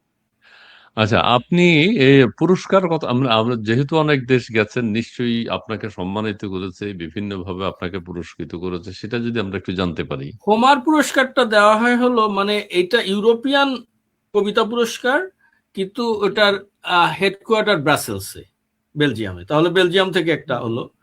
পোল্যান্ড থেকে পেয়েছি 2টো পুরস্কার। একটা হলো ক্লেমেন জেনেস্কি অ্যাওয়ার্ড, আর একটা ওটা আন্তর্জাতিক কবিতা পুরস্কার। গত বছর যেটা পেলাম সেটা হলো আলফ্রেড কোভালেন্সকি, এটা অনুবাদের জন্য। এটা দুটোই পোলিশ রাইটার্স ইউনিয়নে, একটা হলো পোজনান শাখা থেকে, আর এটা পেয়েছি হলো পোলিশ রাইটার ইউনিয়ন বিটগোস শাখা থেকে। হ্যাঁ, তারপরে আহ, আর কি কি পুরস্কার মাথা থেকে তো বেরিয়ে গেছে। আচ্ছা, এখানে আরেকটা 5টা কথা, আন্তর্জাতিক স্যার, পুরস্কার পেয়েছি। অনেক অনেক আন্তর্জাতিক পুরস্কার। আপনার কবিতা পৃথিবীর কোন কোন দেশে জাতীয় পাঠ্যক্রমে অন্তর্ভুক্ত আছে? আচ্ছা, বিশেষ করে আমাদের বাংলাদেশে কোনো জায়গা আপনার কবিতা বা আপনার গল্প উপন্যাস পড়ানো হয় কিনা? আমার বই পড়ানো হয়, কবিতা গল্প উপন্যাস কোথাও পড়ানো হয় না, তবে বই পড়ানো হয়। কবিতার ছন্দ বইটি অনেকগুলো ইউনিভার্সিটিতে পড়ানো হয়, প্রায় 20টার উপরে। ঢাকা ইউনিভার্সিটি তো অবশ্যই। আমাকে, আমি একবার এক প্রফেসরকে পেলাম, উনি বললেন যে চিটাগাং ইউনিভার্সিটিতে উনি ওইটা পড়ে পাশ করেছেন, এবং রাজশাহী, রাজশাহী ইউনিভার্সিটি পড়ে পাশ করেছেন। উনি রংপুর ইউনিভার্সিটির প্রফেসর, উনি ওখানে ওটা পড়ান। এইটা আহ, কিছু আহ, কবিতার ছন্দ, এটা বাংলা একাডেমি প্রথম করেছিল পাঠ্যপুস্তক বিভাগ। এখন এটা মওলার কাছে, মওলা এটা 2টো সংস্করণ করেছে। কায়েম চৌধুরীর প্রচ্ছদ, খুব প্রচুরটা খুব সুন্দর। হ্যাঁ, জি, জি। অন্যরকম একটা কালার ছন্দ। কম্বিনেশন ইজ ভেরি হ্যাঁ, নাইস। জি, জি। এটা এটা এটা পড়ে অনেকেই ছন্দ শেখেন। এটা এটা আমি প্রচুর চিঠি পাই ছাত্রদের, এবং একজন এ পর্যন্ত হুম, লিখেছেন যে তিনি অনেক ছন্দের বই পড়ার চেষ্টা করেছেন, হুম। কিন্তু আহ, তিনি ছন্দ বোঝেন না। এই সাফল্য। বইয়ে এসে তিনি ছন্দ বুঝে আবার ওই বইগুলিতে ফিরে গেছেন। কারণ ওয়াও! আমি শিক্ষক হিসেবে এত সহজ ভাবে লেখার চেষ্টা করেছি যে যে কেউ ছন্দ বুঝতে পারবেন। আচ্ছা, হ্যাঁ, সনেট বিষয়ে আপনার লেখালেখি আছে নিশ্চয়ই। আপনার নিজস্ব সনেট আছে। সেই বিষয়টি একটু যদি ক্লিয়ার করেন, সেটা কি? আমরা মাইকেল মধুসূদন দত্তের কথা জানি। জি, প্লিজ। আমাদের বাংলায় সনেট প্রথম লেখেন মাইকেল মধুসূদন দত্ত, কিন্তু তিনি কিন্তু সনেটের আবিষ্কারক নন। মানে উনি উনি পেট্রার্কান আহ, ধারায় সনেট লিখেছেন। উনি বাংলাতে জি, জি। প্রথম সনেট লিখেন, এটার অর্থ নয় উনি আবিষ্কারক। উনি যখন ভার্সাইতে থাকেন তখন উনি ওই পেট্রার্কার মানে ইটালিয়ান সনেট, যেটা পেট্রার্ক ইটালিয়ান সনেট অ্যাকচুয়ালি এটা সিসিলিতে প্রথম আবিষ্কৃত হয়। গিয়োকোমো লেন্টিলো সনেট লেখেন, কিন্তু ওটার নাম হয়ে গেছে পেট্রার্কান, কারণ ইটালির কবি পেট্রার্ক তখন বেশ বিখ্যাত কবি ছিলেন। উনি এই ধারায় বেশ কিছু সনেট লেখেন তার লোরাকে নিয়ে। লোরা ছিলেন তার ইয়ে আম, প্রেমিকা। তো এই সনেটটা হলো ৮০০। সনেট আপনারা সবাই জানেন যে ১৪ লাইনে লেখা হয়। ৮ লাইনে স্তবক, ৬ লাইনে স্তবক। এটার অন্তমিলটা একটু অন্যরকম। আহ, আমি কি বলবো অন্তমিলটা কেমন? আপনার প্লিজ। হ্যাঁ, A B B A B B A CD CD CD R CD CD. তার মানে ৫টা অথবা ৪টা অন্তমিল দিয়ে পুরো কবিতাটা লেখা হয়। মাইকেল মধুসূদন দত্ত ১০৩টার মতো সনেট লিখেছেন। এর কিছু সনেট বেশ অন্তমিলটা সুস্পষ্ট ছিল, আবার কিছু সনেটে উনি ইচ্ছা মতো অন্তমিল দিয়েছেন যখন যেভাবে মনে হয়েছে। কিন্তু আবার ছন্দের একটা ব্যাপার আছে। উনি অমিতাক্ষর ছন্দ যেটা আবিষ্কার করলেন, ওই ছন্দে কিন্তু ৮ ৬ ১৪ মাত্রায় লিখেছেন। দেখেন, ৮ ৬ একদিকে ১৪, আবার ৮ ৬ ১৪। বাংলা একটা দারুণ ইয়ে আছে। এটা আবার ৩০০ বছর পরে শেক্সপিয়ার সনেট লিখলেন, ৮ ৬ ঠিক রাখলেন, কিন্তু উনি আবার অন্তমিলটা ভেঙে দিলেন।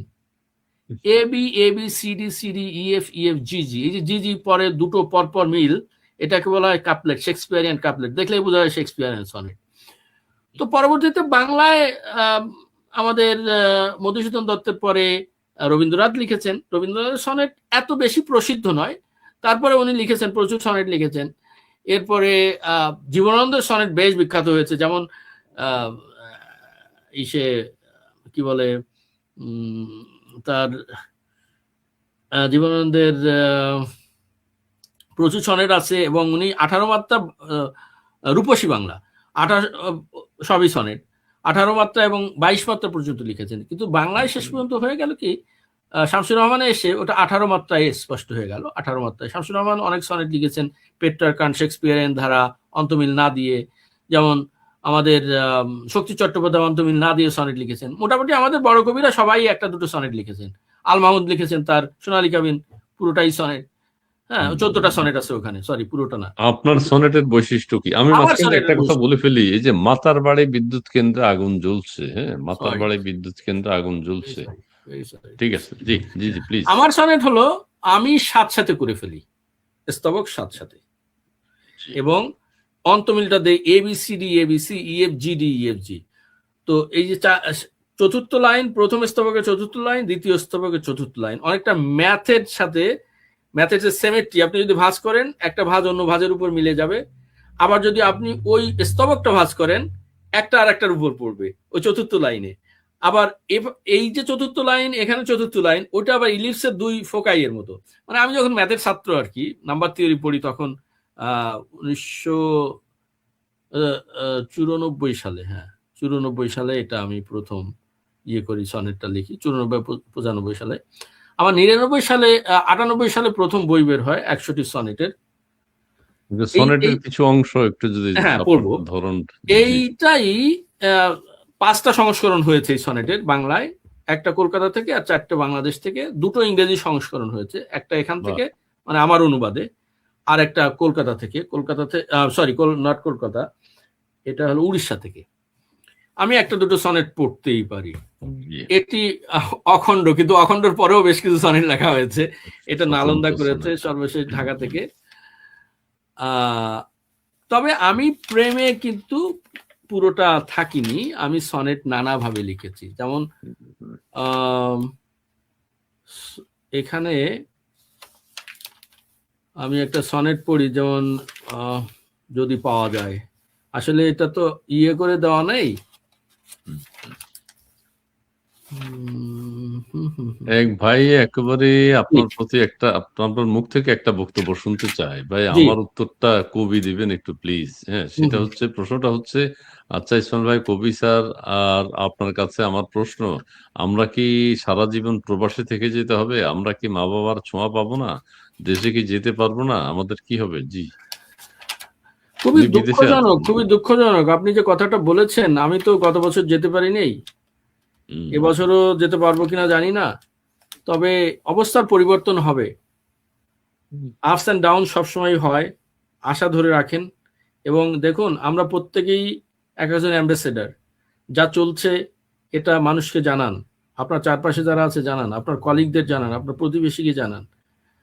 মানুষকে yes, অকিভাল করা দরকার। এবং আমি এই যে খুব ভালো একটা প্রশ্ন করেছেন, বিশ্বের বিভিন্ন দেশে যাই আমি, কিন্তু আমার মাধ্যমে কিন্তু ওরা জানে যে ইউনূস নোবেল পুরস্কার প্রাপ্ত, তিনি যে এই অবস্থায় আজকে দেশকে শোষণ করছেন, জঙ্গিবাদের উত্থান, তিনি জঙ্গিবাদের পিতা বনে গেছেন, এগুলো কিন্তু এখন তারা জেনে খুব আতঙ্কিত হয় এবং জেনে খুব অবাকও হয়।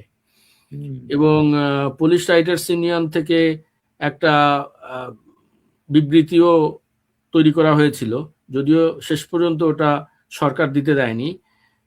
আমাদের এই এই ঘটনা নিয়ে, এবং ইউক্রেন এবং প্যালেস্তাইন সব মিলিয়ে একটা তৈরি করা হয়েছিল। আচ্ছা, তো ওভারঅল আপনাকে আরেকটা জিনিস আমি জানতে চাই। ইউনূস সাহেবের যে ইমেজ ছিল যে উনি বসলে যেন দেশের ক্ষমতার কিছু একটা হয়ে যাবে, দেশ উন্নয়নের চরম শিখরে পৌঁছাবে, এক পয়সাও নাকি এই পর্যন্ত বিনিয়োগ আসে নাই, দেশের কোনো উন্নয়নমূলক কর্মকাণ্ড নাই, দেশীয় এবং আন্তর্জাতিক ভাবনায় ইউনূস সাহেবের এখন অবস্থানটা কি? শুনুন, একজন মানুষ যিনি দীর্ঘদিন ধরে ধোঁকা দিয়ে এসছেন বিদেশিদের, তার গ্রামীণ ব্যাংক তো একটা ধোঁকা, ধোঁকা বাণিজ্য, হুম, ধোঁকা দিয়ে উনি প্রতিষ্ঠা পেয়েছেন। এবং গ্রামীণ ব্যাংক সামহাও কোনো কোনো দেশে কাজ করছে, যেমন আমেরিকায় কাজ করছে। কেন? এখানে মানুষ শিক্ষিত, এবং মানুষ এই ক্রেডিট কার্ড সম্পর্কে তাদের ধারণা আছে, এদের জ্ঞান দেওয়া হয়। এবং এখানে সরকারি নীতিমালা আছে যে কেউ যদি ব্যাংক্রাফট হয় তাকে মেরে ফেলা যাবে না, ঘর পুড়ায় দেওয়া যাবে না। হুম, হুম, হ্যাঁ, ওই টাকাটা সরকার দিয়ে দেয় নানাভাবে। তো বাংলাদেশে তো সেটা নাই, ঘর পুড়িয়ে দেওয়া, তার গরু বাছুর ধরে নিয়ে যাওয়া, তার সবকিছু বিক্রি করে দিয়ে নিঃস্ব করে দেওয়া, এই ঘটনাগুলি তো সারা পৃথিবী জানে না। এবং উনি তো শুধু একা নোবেল পাননি, ভোক্তারাও পেয়েছেন, উনি পুরো টাকাটা আত্মসাৎ করেছেন, এটাও সারা পৃথিবী জানে না, আস্তে আস্তে জানছে। ধরুন আমি আর আপনি বন্ধু, এখন হুম, আপনি খারাপ মানুষ, আমিও হুম, খারাপ মানুষ, হুম। বা এটা তো কেউ জানবে না। সামহাও এটাকে এটাকে মানে এই দুইজন খারাপ মানুষ হলে সমস্যা নাই, কিন্তু ধরেন আমি খারাপ সমস্যা মানুষ, নেই। আপনি ভালো মানুষ, আমাকে তো আপনি ওই যে ভালো মানুষ হিসেবেই অনেকদিন ধরে ট্রিট ট্রিট করবেন, আনটিল আমার পায়ে মানে আপনার পায়ে আমি পাড়া দিয়েছি। হুম, তো হুম, হুম। এখন অনেকেই বুঝতে পারছে, কিন্তু তারপরেও আরেকটু সময় তো লাগবেই, আরেকটু সময় তো লাগবেই। তবে এখন খুব ধ্বংসাত্মক একটা, আপনি এটা খেয়াল করেছেন কিনা, নির্বাচন হওয়া নিয়ে একটা শঙ্কা, চরম শঙ্কা দেখা দিয়েছে। চরম নির্বাচন সংখ্যা নিয়ে দেখা চরম দিয়েছে। শঙ্কা। এবং জি, দেখুন মার্চে উনি ইয়ে আহ, জাপান সফর করবেন। তাও একটা এনজিওর আমন্ত্রণে, রাষ্ট্রীয়ভাবে ঘোষণা হয়েছে উনি এনজিওর আমন্ত্রণে যাবেন। ছি, ছি, ছি। জি, সনেট, সনেট, জি, সর্বশেষ আমার সম্ভাবনা সনেট। দিয়ে আমি যে কবিতাটা খুঁজছিলাম, এতগুলি কবিতার মধ্যে খুঁজে পাওয়া মুশকিল। আচ্ছা, হুম, এইটা পড়ি আমি। এটা জি, একটা, ওই যে উনি বললেন যে আমাদের আমরা যাব কিনা, আমি হুম, এই কবিতা এই সনেটের মধ্যে সেই অনুরণনটা আছে। জি, আমার এ লাশ তুমি কিছুতেই রেখো না এখানে, পাখির ডানায় তুলে সবুজ ঘাসের জমি পার হয়ে মেঠো পথ, সেখানে ঝোপের পরে ডুব দিয়ে আছে এক সোনামুখী গ্রাম, সেখানে পাঠিয়ে দিও। পুকুরের পাড়ে বসা বিশাল প্রাচীন গাছ জানে আমাকে এখনো, জানে আম জাম কলা সরিষার ফুটে থাকা ফুল, 16টা বছর যারা আগলিয়ে রেখেছিল আমার শরীর, ভালোবাসে তারা দেখে পরিচিত দেহের আবাস, নিঃশ্বাসে প্রশ্বাসে শুনি আজও আমি তাদের আহ্বান, আরবার প্রাণ ভরে দেখে নিতে ডাকে প্রতিদিন, এসো এসো ফিরে প্রিয়। শিশিরের স্মৃতি ছোঁয়া সকালের ঘাসে ঠোঁট থেকে পাখি লাশ রাখবে নামিয়ে, গান গাবে টুনটুনি, অনন্ত প্রহর আমি থেকে যাব গ্রামের আদরে। যেতে না পারি, আমার লাশটা যেন পৌঁছে যায় আর কি। এই যে আমার গার সমস্ত লোম দাঁড়িয়ে আহ, গেছে কবিতাটি পড়ার সময়। তো আমি সেটা কবিতার বলি। পাশাপাশি হ্যাঁ, দুঃখিনী দেশের কথা কিছু বলুন, যে আমরা বলছি, জি প্লিজ, হ্যাঁ বলুন বলুন। ফলত আহ, আমি যখন আসি আমার মনে হয়েছিল যে আমি 5 বছর থাকবো। 5 বছর অক্লান্ত পরিশ্রম করে যখন আমি গ্রাজুয়েশন করলাম, খুব মজার ব্যাপার, আমি যখন গ্রাজুয়েশন করি একজন খুব বয়স্ক লোক আমাকে দেখতে এসেছিলেন। বললেন, বাবা অনেক এই কিছু একটা করার। জবাব দিয়ে দিই, ইসমাইল ভাই, আপনার পেজ ফেসবুক কি ওপেন হয়েছে? জি, আজকে থেকে ওপেন হয়েছে, ও, আজকে এই ইয়েতে গিয়ে ওপেন কনগ্রাচুলেশনস, হয়েছে। ভেরি গুড, গুড এখন নিউজ ফর লোকজন আস। আজকে থেকে ওপেন হয়েছে, থ্যাংক ইউ সো মাচ। জি আখতার জামান, ভুল না বা কি ঝুলন ঝুলান, ধন্যবাদ আপনাকে এই কথাটা মনে করিয়ে যে আজকে প্রথমে কিছুক্ষণ আগে কবির কবিতা শুরুর আগেই অ্যাড করেছি, এখন দর্শক হয়তো জানতে পারবে। জি তো জি। আমি আমি একটা কলেজে চাকরি নেই, কিন্তু কলেজে আমি স্থায়ী হতে পারি না এই কারণে যে আমার পিএইচডি করার দরকার ছিল। আমি একটা প্রোগ্রামে ছিলাম, সেই প্রোগ্রাম থেকে 19 জন পিএইচডি করছে, আমি করিনি। এটা আমার দর্শক শ্রোতাদের জানা দরকার যে আমি কবিতার জন্য পিএইচডি রিজেক্ট করেছি। আমার প্রফেসর বলেছিলেন যে আগামী 5 বছর তুমি কবিতা লিখবে না। আমি হুম তখন সনেট লেখা শুরু করেছি, আমি তখন মহাকাব্য, এই নক্ষত্র মানুষের প্রচ্ছদ লেখা শুরু করেছি, যেটা হুম হুম হুম 300 পৃষ্ঠার উপর আমার 12 বছর লেগেছে পরে লিখতে। এটা হুম। দ্বিতীয় এটা দ্বিতীয় সংস্করণ, অনন্যা করেছে। তো আমি বললাম সেটা আমার পক্ষে সম্ভব না, আমি পিএইচডি বাদ দিয়ে আমি হাই স্কুলে টিচিং নিলাম, কারণ হাই স্কুলে পিএইচডির দরকার নেই। আমি আইবিএম এ চাকরি পেয়েছিলাম, সেটাও আমি ছেড়ে দিলাম যে না, আমার টাকা পয়সার দরকার নেই, আমি লেখালেখি করব। তো ক্লেমেন জেনেস্কি পুরস্কার দেওয়ার পরে আমাকে কিছু বলতে বলেছিল পোল্যান্ডে। তো আমি বললাম, দেখো আমি 25 বছর, ইংরেজিতে বললাম, 25 বছর আগে আমার পিএইচডি, ম্যাথে পিএইচডি আমি রিজেক্ট করেছিলাম। 25 বছর পরে আমি সারা পৃথিবী ঘুরছি, সারা পৃথিবী আমার কবিতা পড়ছে, বা আমি পৃথিবীর কবিদের জানছি, আমার মনে হয় যে I did the right thing. তা প্রেসিডেন্ট উঠে বললেন যে দেখো, তোমার ম্যাথে পিএইচডি দরকার নাই, তুমি কবিতায় পিএইচডি আছো, যথেষ্ট আছো। তো তখন তো রক্ত গরম ছিল, মনে করেছিলাম যে আমার কবিতা পিএইচডি করে ভবিষ্যতে মানুষ। এবং কাকতালীয় ভাবে আমি জানলাম যে ঢাকা বিশ্ববিদ্যালয়ের থেকে একজন পিএইচডি করেছেন কবিতায়, এবং যাদের বেশ কয়েকজনের কবিতায়, আমার কবিতাও ইনভলভ ইন দ্যাট। উনি খুব। যাক ভালো, আমি একজনের একটা করুণ কমেন্টস, আমি যে বিজয় চৌধুরী সম্ভবত, 5ই আগস্টের পরে আমার একটা বেবি হয়েছে কিন্তু আমি একটু দেখতে যেতে পারিনি, আমার নামে মিথ্যা মামলা দিয়ে আমাকে দেশে যেতে দিচ্ছে না, কারণ আমি ছাত্রলীগের কর্মী ছিলাম তাই। এই কথাটার একটু রেশ ধরে আপনি বর্তমান পরিস্থিতি নিয়ে ভয়ঙ্কর যে অবস্থা বিরাজ করছে সেটা নিয়ে বলবেন, এবং এর পাশাপাশি আপনার কবিতা ডক্টর ইউনূসকে নিয়ে আর কিছু আছে কিনা সেটা দিয়ে আমরা অনুষ্ঠান শেষ করতে চাই। জি। আহ, উম, আমার এই ভাইকে আমি সান্ত্বনা দিচ্ছি, আমার বোন মারা গেছেন 3 মাস আগে, আমি যেতে পারিনি। আমার ভগ্নিপতি মারা গেছেন এই তো 2 দিন আগে, আমি যেতে পারিনি। আচ্ছা। আমরা সবাই কিন্তু এমন একটা পরিস্থিতি পড়েছি হুম। যে এখন কিন্তু এর থেকে উত্তরণ হবে, উত্তরণ হওয়া আবশ্যক। আমাদের দেশে যা চলছে, আমাদের 30 লক্ষ শহীদের রক্তের বিনিময়ে পাওয়া এই স্বাধীনতা আজকে ভুলুণ্ঠিত। আমাদের জি। রক্ত ঝরছে আবারও, এবং আমার মনে হয় না স্বাধীনতার পরে দেশ এত ভয়ঙ্কর পরিস্থিতির ভিতর দিয়ে গেছে। কিন্তু এরা সবাই ডেরায় বসে বলে যে আমরা অনেক ভালো করেছি, আমরা অনেক ভালো করেছি, অনেক ভালো করেছি। আমি জানি না এরা আসলে মানুষের হাহাকার দেখে কিনা, রিক্সাওয়ালাদের হাহাকার দেখে কিনা। তারা বলছে আগে খেয়েছিলাম, এখন খেতে পারি না, বাসায় টাকা পাঠাতে পারি না, ছেলে মেয়েদের পড়াতে পারি না, একবেলা খাই। একজন বলছে, বাবা আমাকে একবেলা একটু খেতে দেবা। একটা লোক আমি দেখলাম, একটা বৃদ্ধ লোক, উনি খেতে পারেন না, এক যে চাল চুরি করেছেন, দুই দুই সের।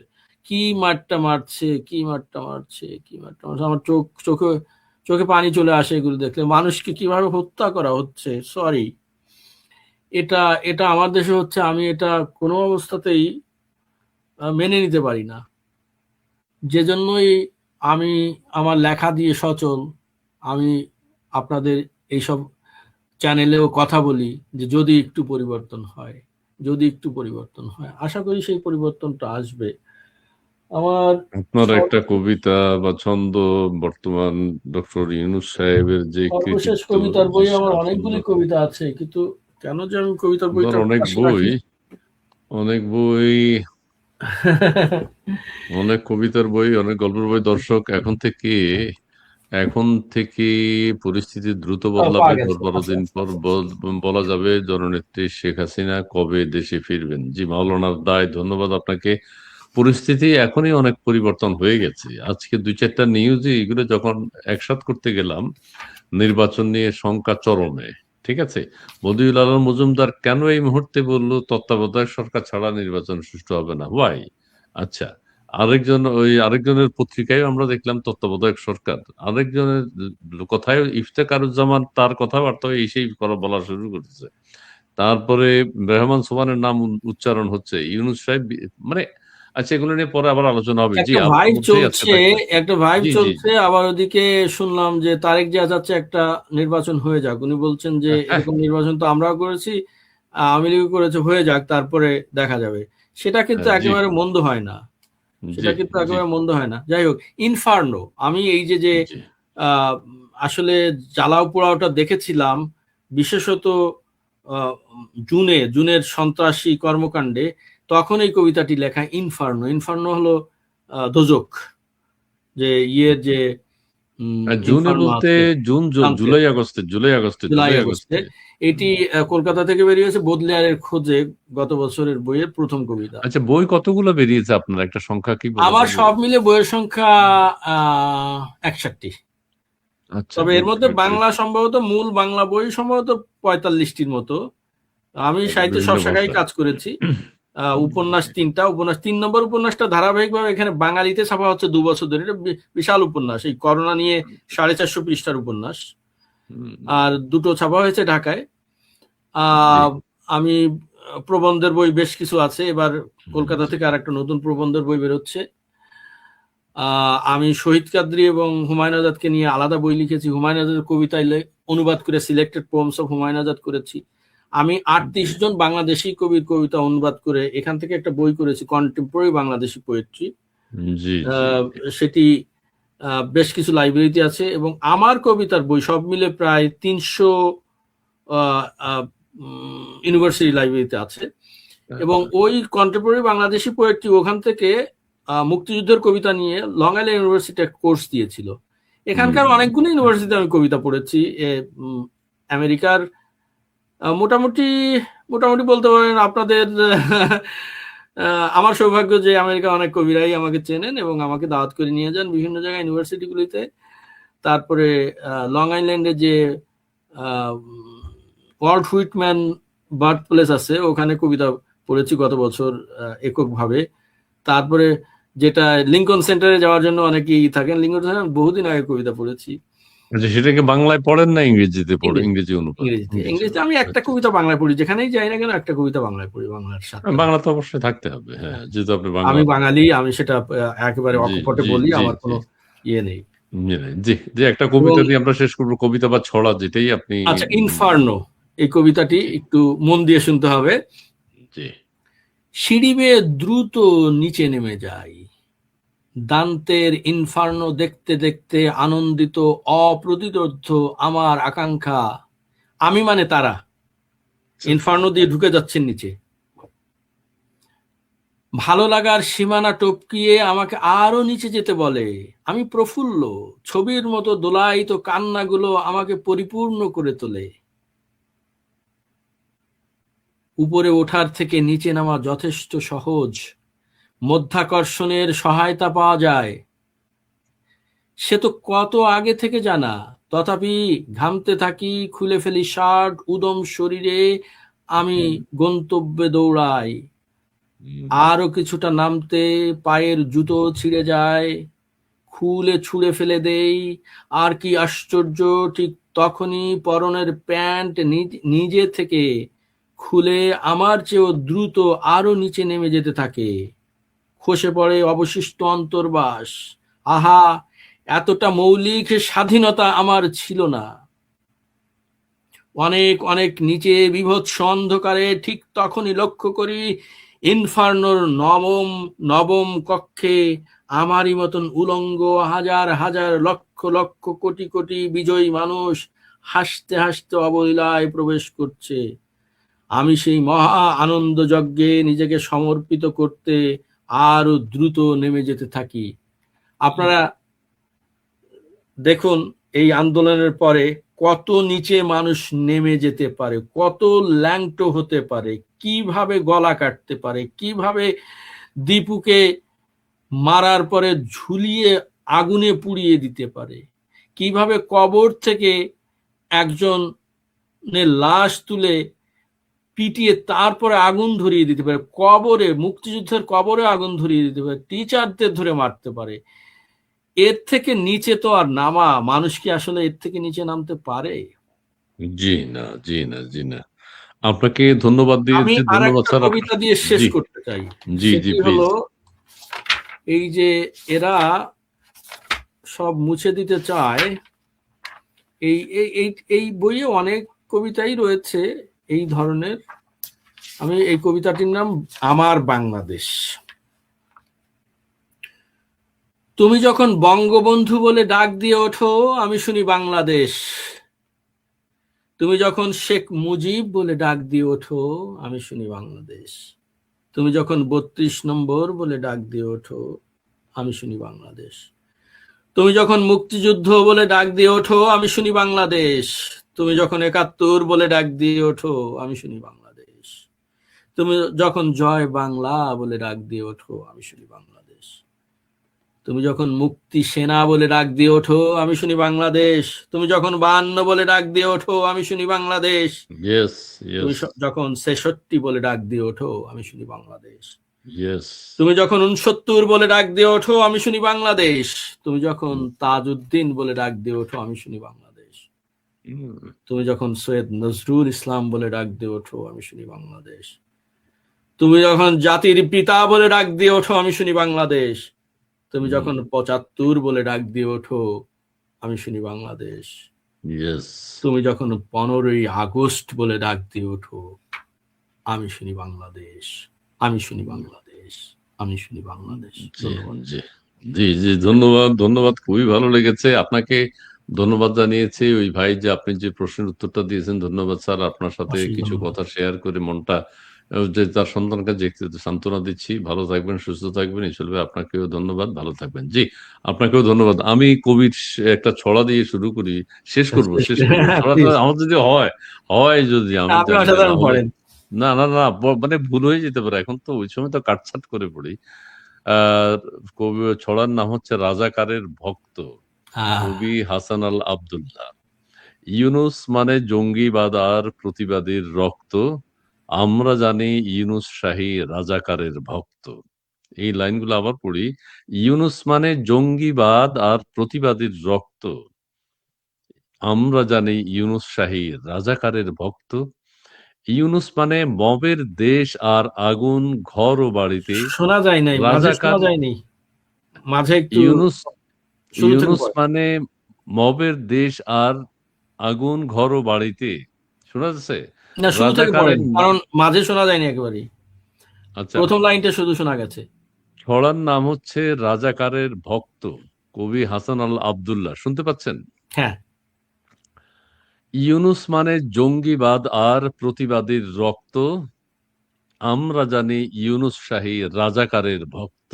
রাজাকারের ভক্ত। ইউনুস মানে মবের দেশ আর আগুন ঘর বাড়িতে, রাজাকারের নাতিপুতি উঠছে সেনার গাড়িতে। সেটা আমরা গোপালগঞ্জে দেখেছি। বললে কথা ভরবে জেলে, বললে কথা ভরবে জেলে, ইউনুস রাজাকারের এর ছেলে, ছেলে। সুদের টাকায় গরিব লোকের সম্পদে আসক্ত, আমরা জানি ইউনুস শাহী রাজাকারের ভক্ত। জি, কবি হাসানুল থ্যাংক আব্দুল্লাহ, ইউ। আপনাকে অনেক ধন্যবাদ। প্রিয় দর্শক, আপনারা যারা আমাদের সাথে ছিলেন আপনাদেরকে অনেক ধন্যবাদ জানিয়ে আজকের মতো এখানে শেষ করছি। আবারও কবির সাথে কথা হবে রাজনৈতিক বিষয় নিয়ে। সে পর্যন্ত সবাই ভালো থাকুন, সুস্থ থাকুন। তবে বাংলাদেশের পরিস্থিতি ভালো না। মাতার বাড়িতে আগুন জ্বলছে। ইউনূস আগুন সন্ত্রাস করে থাকে। আগুন জ্বালিয়ে তিনি বাংলাদেশকে ১০০ বছর পিছিয়ে দিচ্ছেন এবং বাংলাদেশের কোনো কিছুতে ডক্টর ইউনূসের কোনো আগ্রহ নেই, কোনো দুঃখও নেই। এখন জনগণের মতামত উপেক্ষা করে গাজায় মার্কিন যুক্তরাষ্ট্রের নেতৃত্বে সৈন্য পাঠানোর চিন্তা ভাবনা করছে। মার্কিন যুক্তরাষ্ট্রের সাথে একটা আঁতাত করার জন্য এই যে দেখেন, এই যে কিছু শর্ত পূরণ হয়ে ডক্টর খলিলুর রহমান আমেরিকায় গেছেন, যাই এই চুক্তি করে এসছেন যে আমরা সৈন্য পাঠাবো আপনাদের সাথে গাজার মানুষকে নিগৃহীত করার জন্য। চিন্তা করে দেখেন। তো এই চক্রান্ত এখন এই মার্কিন যুক্তরাষ্ট্রের সাথে খাতির করে তারা আবার আরো ক্ষমতা দীর্ঘায়িত করতে চায়, কিন্তু সেই জিনিস বাংলাদেশের জনগণ দেবে না। সবাই ভালো থাকবেন, সুস্থ থাকবেন, সুন্দর থাকবেন। আগামী অনুষ্ঠান দেখার আমন্ত্রণ জানিয়ে বাংলাদেশ সময় রাত 10টায়, আগামীকাল রাত 10টায় আবারও আপনাদের সাথে যুক্ত হব। আপনাদের সবাইকে ধন্যবাদ। কবি, আপনার শেষ কথা দিয়ে একটু শেষ করবেন। অশেষ একটু আশার কথা। ধন্যবাদ, আপনি আমাকে জি, আমন্ত্রণ জানিয়েছেন কবিতা নিয়ে কথা বলার জন্য। আসলে কথা বলার অনেক থাকে, কিন্তু তারপরে সংক্ষেপে যা বলা যায়, 1 ঘন্টার উপর আমরা প্রোগ্রাম করছি। বন্ধুরা, আমরা কিন্তু একই মিশনে আছি। সারা পৃথিবী আমার দেশ, হুম, সব মানুষই আমার মানুষ।